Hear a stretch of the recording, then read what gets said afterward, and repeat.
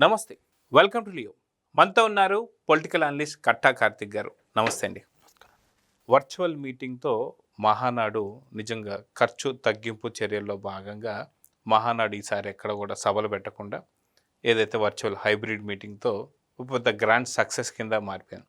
అయితే నారా లోకేష్ గారు ఆయన వర్కింగ్ ప్రెసిడెంట్గా ఫస్ట్ మహానాడు రోజే ఆయన ఇచ్చినటువంటి ఒక సందేశం ఏదైతే ఉందో, అటు తాతగారు తండ్రిని మించినటువంటి ఒక ప్రకటన అని చెప్పేసి అనుకోవచ్చు. గతంలో తాతగారు మహిళలకి ఆస్తుల్లో సగభాగం అని చెప్పేసి చెప్పడం కావచ్చు. అదేవిధంగా చంద్రబాబు నాయుడు గారు వచ్చేసి మహిళలు ఆర్థికంగా బలపడాలని చెప్పేసి వాళ్ళకి డ్వాక్రా గ్రూపులు కావచ్చు, లేదంటే దీపం పథకం సిలిండర్లు కావచ్చు, ఇవన్నీ కూడా చూస్తూ వస్తాం. సో ఇప్పుడు 33% కింద చూసుకుంటే నారా లోకేష్ గారు ప్రకటన చేయడం అనేది నిజంగా భారతదేశంలో ఏ పార్టీ ఇప్పటికీ కూడా చెప్పలేదు. మొట్టమొదటి పార్టీ అది టీడీపీ పార్టీ అని చెప్పవచ్చు. అయితే ఇదంతా తీసి పక్కన పెడితే ప్రతిదానికి కూడా ఒక పార్టీకి ఇంకో పార్టీ ప్రతిపక్షం పార్టీ ఉంటుంది, కానీ ప్రతిపక్ష హోదా కూడా లేనటువంటి వైసీపీ పార్టీని ఇప్పుడు పోలుస్తున్నారు. నిజంగా మహిళల పక్షపాతి టీడీపీ పార్టీ అని చెప్పేసి మొదటి నుంచి మనం చూస్తున్నాం. తాత కావచ్చు, తండ్రి కావచ్చు, ఇప్పుడు నారా లోకేష్ గారు కావచ్చు. కానీ ఇప్పుడు జగన్మోహన్ రెడ్డిని ఎలా కంపేర్ చేయొచ్చు అంటే ఏం చెప్తారు? కంపారిజన్ ఉండకూడని సబ్జెక్ట్ మీరు చెప్తుంది. నిజానికి టీడీపీ ఎక్కడ, వైసీపీ ఎక్కడ ఈ విషయంలో, మహిళలకు ప్రయారిటీ విషయంలో? జగన్ ఎక్కడ, లేదు ఎన్టీఆర్, చంద్రబాబు, లోకేష్ ఎక్కడ? సంబంధమే లేదు. ఇప్పుడు మీరు అన్నట్టే ఎన్టీ రామారావు గారు ఆడపిల్లలకి ఆస్తిలో సగం వాటా, తండ్రి ఆస్తులు సగం వాటా అనేదాన్ని ఆయన ప్రపోజ్ చేశారు, చట్టంగా మార్చారు ఆయన. దానివల్లే మహిళలకి ఆస్తి హక్కు అనేటువంటిది హక్కుగా వచ్చింది, ఆస్తి అనేది హక్కుగా వచ్చింది. ఇవాళ జగన్మోహన్ రెడ్డి గారు ఆడవాళ్ళకి ఆస్తులు హక్కే లేదు అని చెప్పి చర్మలను బయట నెట్టేటే మనం చూస్తున్నాం. ఆస్తి హక్కునేమో ఎన్టీఆర్ కల్పించారు చట్ట రూపంలోకి, కానీ అసలు ఆడపిల్లకి ఆస్తులు హక్కే లేదు, తండ్రి ఆస్తి మొత్తం నాదే అని చెప్పి జగన్మోహన్ రెడ్డి గారు చెప్తున్నారు. సో ఇక్కడ సంబంధం ఎక్కడుంది? తర్వాత మీరు అన్నట్టు డ్వాక్రా రుణాలు, ఈ పీఠం కావచ్చు, డ్వాక్రా సంఘాలు పెట్టి ఆర్థికంగా వాళ్ళకి చేతునిచ్చి, దీపం పథకం పెట్టి, వంట గ్యాస్ను వాళ్ళకి సప్లై చేసి, కట్టెల పొయ్యి నుంచి వంట గ్యాస్ వరకు వాళ్ళని అప్గ్రేడ్ చేసి వాళ్ళ కష్టాలు తీర్చడంలో చంద్రబాబు నాయుడు గారి పాత్రే మనం ఇంకా క్లియర్గా మాట్లాడుకోవాలి. అదే కాదు, పెన్షన్ పెంచడం, వితంతు పెన్షన్, ఇవన్నీ కూడా భర్త పోయినప్పుడు కూడా వాళ్ళ కాళ్ళ మీద వాళ్ళు నిలబడగలిగేటువంటి ప్రయత్నం చేపించడం, ఇవన్నీ కూడా మనకు చంద్రబాబు నాయుడు గారి ప్రయత్నాలు కనపడుతూ ఉంటాయి. కానీ ఈ డ్వాక్రా సంఘాలని కేవలం ఏదో తన బహిరంగ సభల్లో జనాన్ని సమీకరించుకోవడం కోసం ఉపయోగించుకునేటువంటి వ్యక్తిత్వం జగన్మోహన్ రెడ్డిది.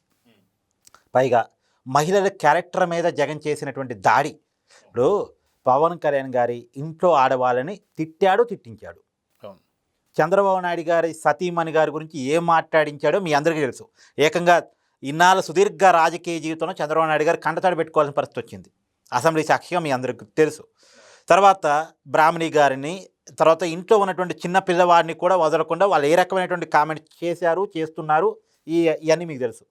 కొడాలి నాని చేత, వల్లభని వంశీ చేత, అంబాటి రాంబాబు చేత, ఆర్కే రోజా చేత, అనిల్ కుమార్ యాదవ్ చేత, ద్వారంపూడి చంద్రశేఖర్ రెడ్డి చేత, పవన్ కళ్యాణ్ ఇంట్లో మహిళల్ని, చంద్రబాబు నాయుడు ఇంట్లో మహిళల్ని తిట్టడం.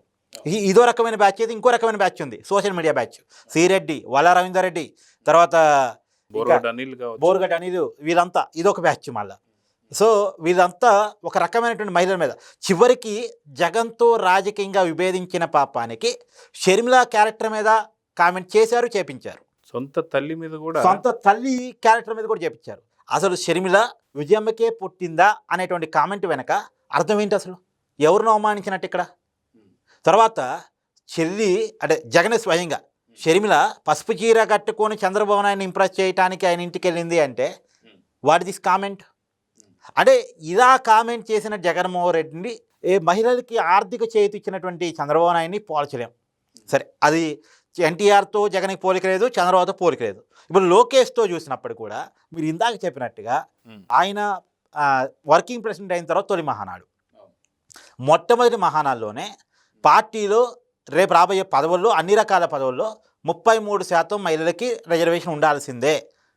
పార్లమెంట్లో మహిళా రిజర్వేషన్ చట్టం అమల్లోకి వచ్చినా రాకపోయినా, ఆమోదం పొందినా పొందకపోయినా 2029 ఎన్నికల్లో మహిళలకు 33% టికెట్ ఇవ్వాల్సిందే అనేటువంటి ఒక తీర్మానాన్ని పార్టీలో ప్రవేశపెట్టడం, ఆమోదింపజేసుకోవడం మనం చూసాం. సో ఇది లోకేష్ యొక్క స్థాయి. ఇప్పుడు ఈ దేశంలో మొట్టమొదటిసారిగా మహిళలకు మేము 33% టికెట్ ఇవ్వడానికి కట్టుబడి ఉన్నామని చెప్పిన పార్టీగా టీడీపీ పార్టీ ఉంది. ఆ ఘనత నారా లోకేష్ది. సో ఇప్పుడు ఇప్పుడు జగన్మోహన్ రెడ్డికి వద్దాం. జగన్మోహన్ రెడ్డి వాళ్ళ తల్లిని రాజశేఖర రెడ్డి గారు చనిపోయిన తర్వాత పులివెందుల ఉప ఎన్నికలో నిలబెట్టారు. ఆమె రాజకీయాలు తీసుకొచ్చింది జగన్మోహన్ రెడ్డి. ఎందుకు? అప్పుడు ఆయన సింపతి కావాలంటే తల్లి రావాలి కాబట్టి తల్లిని తీసుకొచ్చాడు. పార్టీని గౌరవ అధ్యక్షురాలుగా తల్లిని పెట్టాడు పార్టీ పెట్టినప్పుడు. తీరా సీన్ కట్ చేస్తే అదే తల్లికి 2014 ఎన్నికలు వచ్చేసరికి వైజాగ్ ఎంపీగా పంపించాడు. అంటే ఓడిపోతుంది అనుకున్న సీటుకి పంపించాడు.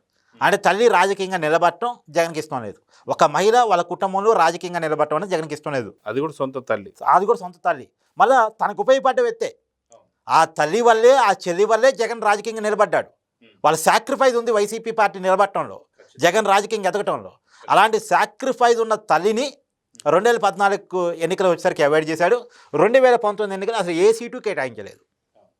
తర్వాత ఎక్కడో తన తండ్రిని చంపించారు అనే ఆరోపణ ఆయనే చేసినటువంటి రిలయన్స్ వాళ్ళకి రాజ్యసభ సీటు ఇవ్వడానికి ఇష్టపడ్డాడు. కానీ అందులోనూ వైసీపీ పార్టీతో ఎలాంటి సంబంధం లేదు, తెలుగు రాజకీయాలతో ఎలాంటి సంబంధం లేదు అనుకున్నటువంటి పరిమళనత్వానికి రాజ్యసభ సీట్ ఇచ్చాడు. కానీ తన చెల్లి తన కోసం పాదయాత్ర చేసిన వ్యక్తి, పార్టీ ఎదుగుదలలో జగన్ ముఖ్యమంత్రి కావటంలో షర్మిలా సాక్రిఫైస్ ఉన్నప్పటికీ కూడా షర్మిలాకి కడప లోక్సభ సీట్ ఇవ్వడానికి కానీ, ఈవెన్ రాజ్యసభ సీట్ ఇవ్వడానికి కానీ జగన్కి మనసొప్పలేదు. పైగా షర్మిలాకి టికెట్ ఇవ్వాల్సిందే అని పట్టుబట్టినందుకు వైఎస్ వివేకానంద రెడ్డి గారికి ఎలాంటి గొడ్డలి పోటు ఎదురైందో మీ అందరికీ తెలుసు. పైగా పాపం ఆ సునీతమ్మ ఇప్పటికీ న్యాయ పోరాటం చేస్తుంది. ఆ సునీతను వేధించిన వేధింపులు మామూలుగా ఆమె కాబట్టి నిలబడింది, కానీ ఇంకో మహిళ నిలబడలేదు. ఆమెని కేసులు పెట్టి వేధించారు, ఆస్తులు లాక్కున్నారు, పర్సనల్ అటాక్ చేశారు, సోషల్ మీడియాలో రకరకాలుగా ప్రయత్నం చేశారు, బెదిరించారు, భయపెట్టారు. కానీ నిలబడి ఇప్పటికీ న్యాయ పోరాటం చేస్తున్నందుకు ఆ పాపం న్యాయం దొరకట్లేదు ఆమెకి. సో అంటే మనం బయట మహిళలను వేధించడం గురించి చెప్పట్లేదండి. సొంత కుటుంబంలో తల్లిని, చెల్లిని, వాళ్ళ ఆమె కూడా చెల్లెగా సునీత కూడా చిన్నాన్న కూతుర్ని ఎలా వేధించాడు అంటానికి జగన్ ఒక ఉదాహరణ. సౌభాగ్యమ్మ గారి యొక్క పుస్తలు కూడా లాగేసుకున్నారు. సో రంగనాయకమ్మ అనేటువంటి ఒక సీనియర్ సిటిజన్ని ఏదో ఒక పోస్ట్ ఫార్వర్డ్ చేసింది జగన్కి వ్యతిరేకంగా అని ఆమెను ఎంత ఇబ్బంది పెట్టారో, అర్ధరాత్రి పూట మహిళను పోలీస్ స్టేషన్లో కూర్చోబెట్టి. తర్వాత పరిమిళనత్వాన్ని ఇప్పుడు సహజంగా అండి, ఒక మహిళకి కష్టం వచ్చిందండి, ఎవరో వేధిస్తుంటారు, ఎవరో ఇబ్బంది పెడుతుంటారు, ఎవరు చెప్పుకుంటారు? పోలీస్ స్టేషన్లో చెప్పుకుంటారు.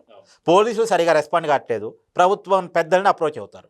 కానీ ప్రభుత్వమే ఒక మహిళని ఇబ్బంది పెట్టమని, పోలీసులే ఒక మహిళని ఇబ్బంది పెట్టడం అనేది ఎప్పుడైనా జరిగిందా?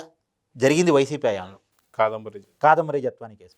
ప్రభుత్వమే ఏదో జగన్మోహన్ రెడ్డి గారికి ఎవరో ఫ్రెండ్ మీద ఆమె కేసు పెట్టిందంట. ఆ కేసు వాపసు తీపిచ్చారంటే ఆంధ్రాలో ఫేక్ కేసు పెట్టి ఆమెను కుటుంబాన్ని వేధించి ఆ కేసు వాపసు తీసుకుంటే ఈ ఫేక్ కేసు వాపసు తీసుకుంటామని చెప్పి బెదిరించి భయపెట్టి ఒక మహిళని ప్రభుత్వం వేధించడం అనేటువంటిది ఈ దేశ చరిత్రలో మొట్టమొదటిసారి జరిగింది. అది కాదంబరి జత్వాని కేసు.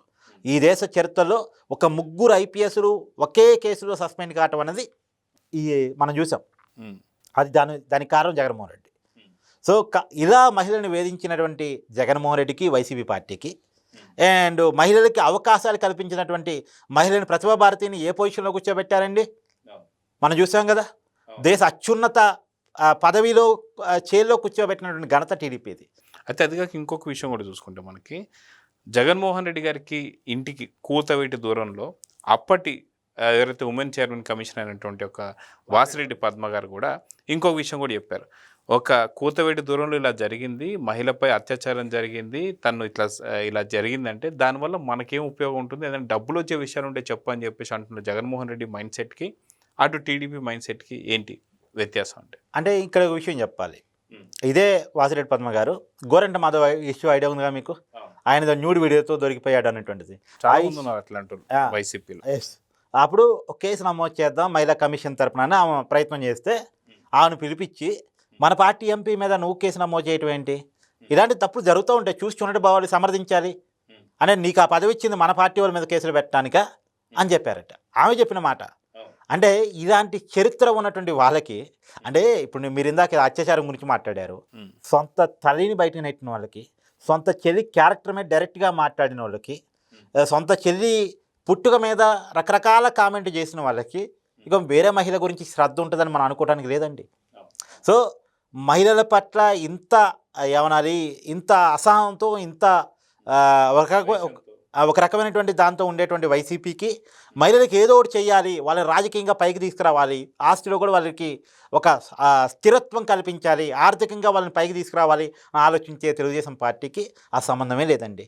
ఇప్పుడు మనం ఎన్టీఆర్తో జగన్ని పోల్చేది కాదు, చంద్రబాబుతో పోల్చేది కాదు, లోకేష్తో పోల్చేది అసలే కాదు. సో చూద్దాం, ఖచ్చితంగా ఒక పక్క నారా లోకేష్ గారు 33% ఏదైతే రాజకీయ రిజర్వేషన్స్ ఇస్తున్నారో మహిళలకి, అదేవిధంగా ఇంట్లో ఉన్నటువంటి ఒక తల్లిని చెల్లిని బయటికి గెంటినటువంటి జగన్మోహన్ రెడ్డికి ఎలాంటి వ్యత్యాసం ఉందని చాలా క్లియర్గా ప్రజలు కూడా అర్థం చేస్తున్నారు. కాబట్టి 11కు పరిమితమైంది. ఇంకా ఇలాంటి ప్రయత్నాలు చేస్తున్నాడు జగన్మోహన్ రెడ్డి. రేపొద్దున ఆ 11లో ఒకటి ఉంటుందా, అది కూడా ఊడుతుందా అనేది అయితే ఇప్పుడు చర్చ జరుగుతుంది. సో చూద్దాం ఏం జరగబోతుంది. నమస్తే. Please subscribe to Leo News for more videos.